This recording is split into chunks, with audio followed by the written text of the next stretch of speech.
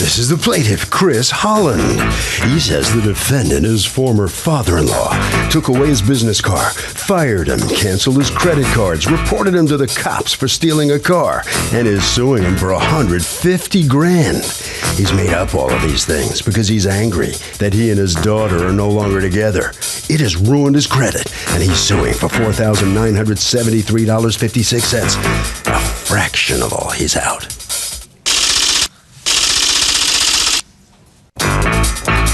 This is the defendant, Robert Romeo. He says the plaintiff is no good, had been stealing from his business for 14 years, and when he resigned, he refused to turn in the company truck. The con artist is getting everything he deserves and is wasting his time by bringing him to court today for this frivolous lawsuit. He's accused of not being nice to an ex-son-in-law. All parties, please raise your right hand. Seated, come to order, please. Litigants have been sworn, Your Honor. Thank you, Douglas. Okay, Chris Holland? Yes. You are suing your former father-in-law or soon-to-be former father-in-law? Soon-to-be. Soon-to-be former father-in-law, Robert Romeo, for $4,973.56 that you say he owes you for car payments and a return the car penalty fee that you say are his responsibility. All right, what happened here? Good morning, Your Honor. I started with Romez in 1994 all the way to 2009. Okay. I married a daughter in 96. Is the daughter here? Yes, Your Honor. You're the daughter? Okay. It all started November 16th, 2009, when I served his daughter with divorce papers. Okay. Prior to leading up to that, under his advisement, I would move to our other home. We had a second residence, stay there until a year passed or whatever, till we could figure out, what her daughter was going to do with her life, her commitment to the marriage. As I'm not understanding. She's had a lesbian affair on me, and her father didn't want that to come out and wanted me to stay on the side and deal with it. Okay. And as I'm dealing with it, I thought he was being a mediator, helping me out this whole time, but he's been undermining me, not paying any bill in my name. Why would he have to pay bills in your name? Because all the bills we would pay with credit cards, so he would get a deduction, and that's the way he's always done. Wait, but he would really pay it? Yeah. So it's not just to get a deduction, it's also you got your bills paid by him. Yes. So you wanted, after you broke up with the daughter, you wanted him to still pay your bills.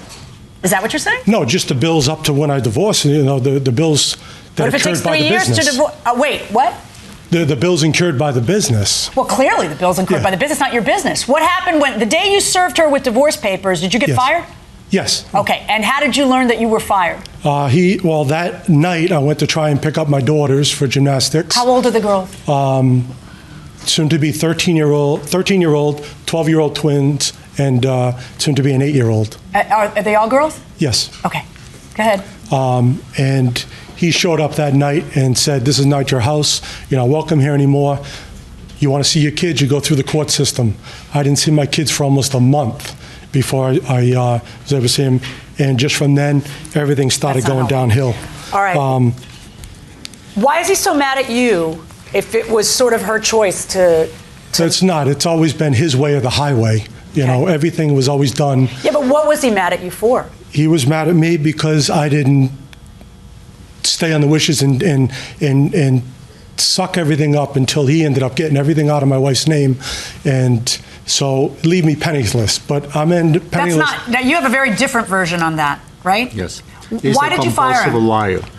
I did not fire him. He quit the job. And I have paperwork here to prove it. Okay, let me see. As a matter of fact, I did not know that he was divorcing my daughter. The night before my daughter received the papers, I spoke to him to settle him down because there was firework between husband and wife, which I was not aware of it. So I said, I'm going to go to Europe in 3 days. Please let things cool off. Stay away from, go to the other house, sleep there. The following day, my daughter receives divorce papers. He disappeared from work. I called him up and he tells me that he doesn't want to work, That's fine. I also asked him to bring in the truck because the truck was a company truck. Okay, there was a truck, and this Yes. truck was what? A Ford F-350. Okay, Cool. and it was in what name? It was under Roma's name, under my business. name, under Robert Romeo. And did it also have your name on it? The lease had his name on The it. lease The had my lease name, had but it his was name on it. registered in his Yes. name. The lease was always paid for by your company? Yes, Okay, and it's your company's car? And but he was always driving it. He would take it Yes. home, he would always drive it. Yes. So did you turn the car back to him on the day that you quit? It was Yes or returned. no? It's really easy, yes or no? He didn't want the car. Really? Yeah, I called Ford. Ford contacted me saying that he wanted the car to be repossessed. It was 3 months Yeah, past. because 3 months had gone by and you had it. Yeah, you wanted somebody to take that car because he didn't want you to have it. Because it's a company car. So why do you have it? You know you can't keep that. Why would you keep it? I didn't want to keep it. Well, then why didn't you drive it to the place you worked and hand him the keys? It's simple. Why didn't you do that? I tried salvaging my credit. He wasn't making payments on the truck. Right, but he would have made payments if you hadn't taken it. See? You took it for 2 months, so he stopped paying. Give the car back. What excuse do you have other than that, you like having the car? What excuse do you have? It's really no excuse, Your Honor. It just, I have over 100,000 in credit cards, all debt. I own 10% of one of the business that I rightfully own, which he's negotiated saying that I don't own it, which is worth about 700,000. So he's got more money. I walked out with nothing. The clothes on my back. I got a restraining order 2 days later. I have nothing. They have control over everything, and I was just getting bombarded with everything. How do you, is your 10% that you own of a company in writing? Yes. All right. Well, is there a civil lawsuit between you two? Hasn't come to that yet. There's no civil lawsuit pending? he claims that he owes, first of all, he claimed that he owes 50% of a specific company that I'm full owner with my daughter. Then he claims that, now he claims that there is a 10% on a site that I own. It's on his imagination. Did you file a lawsuit against him? Yes. Okay. But not on this, because No, he hasn't been I wondered, acquitted. what was the lawsuit about? Equipment, he stole equipment. Okay. And he damages sites. He goes to specific sites at night because he's got keys, he's got this, he's got that. He goes there and takes up equipment. The house, which he claims he owns half of it, in reality doesn't. It belongs to my daughter. I put it up for her. That specific house is a shamble because he goes there at night and actually damages the tubs and the lighting and this. And I keep on going because we're trying to sell it. She's on the verge of bankruptcy now. You feel that he was stealing from your company. Explain that to me. I'm angry. I know.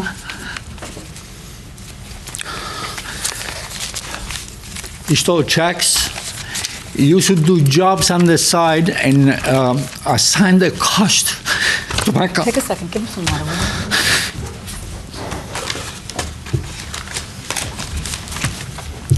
Thank you. He's a compulsive liar, Your Honor. Compulsive is a sick person. Okay? I made complaints to the DA. Nothing has been done. I stopped him from cashing a check. He actually took a check, signed my daughter's name, brought it to the bank. He forged your daughter's name? Nobody can do anything about it. The bank cannot do anything about it. Did he cash a check? No, I stopped him now because How did you know? I went to the bank to cash my own check, and there were no money there. So I said, that's impossible. We made a deposit this morning. So I called up the secretary called up the bank. Sure enough, he had a $15,000 check to pay his own credit card. We're trying to get rid of him. We just can't. Can you stop rustling papers, please? Okay. Sure, we can't. I mean, I went to the... I have some questions for you. Sure. Was he stealing from your company? Yes. And how was he stealing from your company? There is a million different ways. Give me some. Through credit cards. He would go, let's say, to Home Depot. He would take materials and then bring them back again. I would not ever know because, you know, for the 14 years, I never doubted him. I always question my daughter. Why is this and why is that? Because, as you know, it's family, and you don't want to step on anybody's toes because she defended him for 40. She actually defended him. They stole, him and I stole $35,000. It's a lot of bread. It's a lot of money. $35,000, and I did not know. Even my own secretary couldn't tell me. How did you find that out?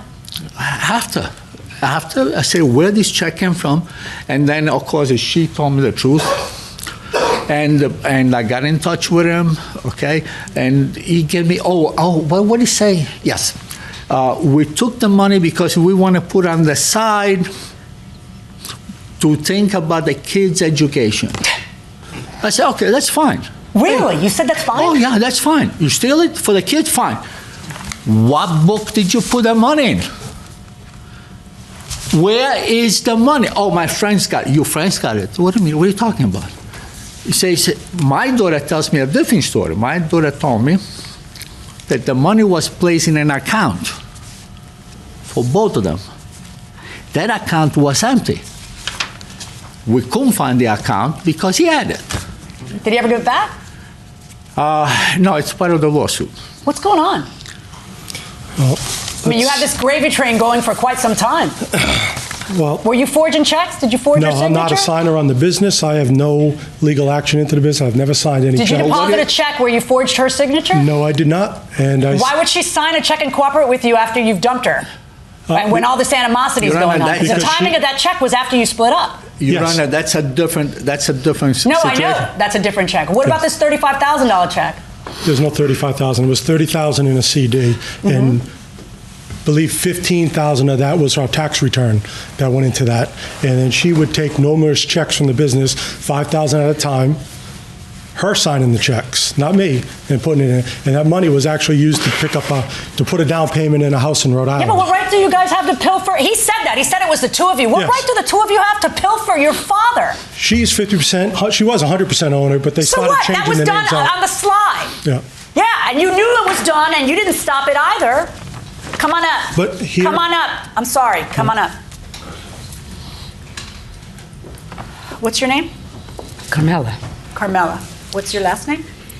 Holland. Okay. Everyone has a right to be happy. Okay? Everyone has a right to be happy, even if it upsets your family.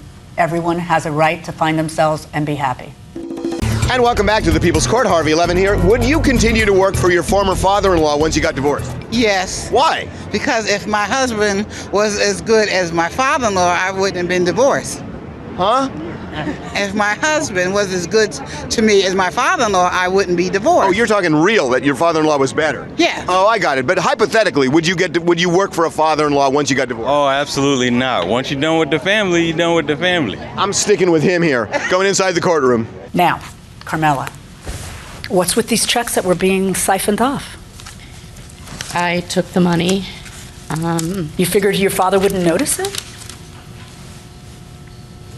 I was wrong for doing it. I'll say. and Have you come to peace with him on this?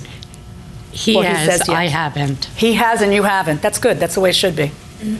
That's the way it should be. Let's talk about this car. Did you have any conversations with him after he served you with the divorce papers regarding returning the car? Yes, I asked him to please return it. And what did he say?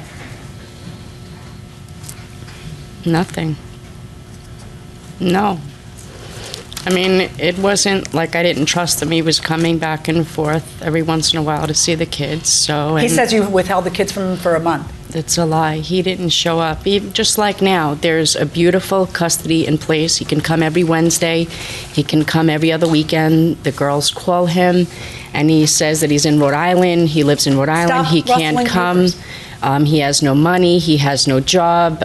He told the girls that it's because of your Wait, mother. wait. He told the girls it's because of your mother. She has an order of protection. He makes many excuses. Why but did you get an order of protection? he was following me, stalking me, because he's claiming the humiliation of me being a lesbian instead of the fact that the money claiming ran that to out. The money ran out, and so did he. I couldn't lie to my father anymore. My father is correct. I lied about credit cards. I covered for him. I lied about just about everything. Every time we got into debt, I went to my father. If my father didn't give it to me, I went to the secretary, made sure she was out, signed checks to cover whatever I had to cover. I have to live with that. Yeah, you do. He can because walk I got to out. tell you, this is a strong patriarch in this family who has probably seen to it that no one wants for anything, and that wasn't enough. That wasn't enough. All right. I have to live with that, Your I know. Honor, and I know. I tried to tell him I can't do it anymore. To this effect, this man had 3 jet skis, a 50-foot boat, a home that is about 8,000 square feet, and a piece of acre underwater, 2 acres of it. This all came from my money, my sweat. Now, at 70, I'm still working. What's your business? I'm a builder. All right. You took this car. You eventually turn it in, right? Yes. Okay. When do you turn it in? February 6th.